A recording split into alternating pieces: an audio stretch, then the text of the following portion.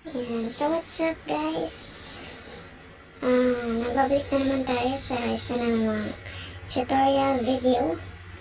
Ayan. So, in this video,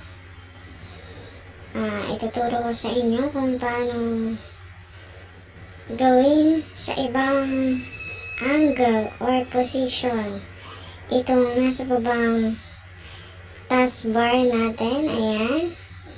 So, right click natin ang ating taskbar and then click natin ang taskbar settings. So, ayan. So, as you can see, meron tayong nakikitang taskbar location on screen. Click natin yan.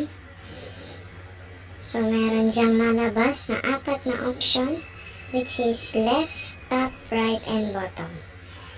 Ayan. So, pipili tayo ng top. So, as you can see, ganito ang nangyayari sa pag pinindot natin ang top option.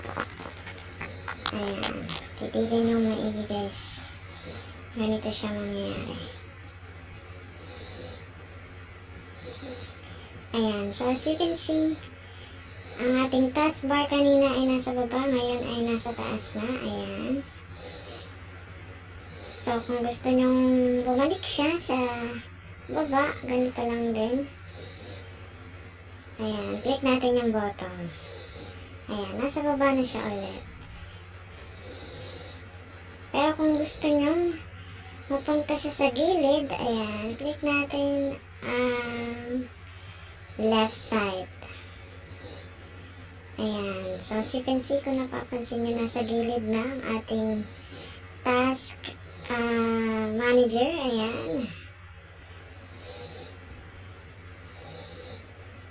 And, pwede rin natin siyang ilipat sa other side.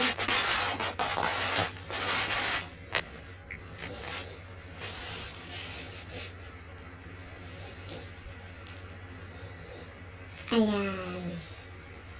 So again, ganun lang kasimple. Maraming salamat sa panonood.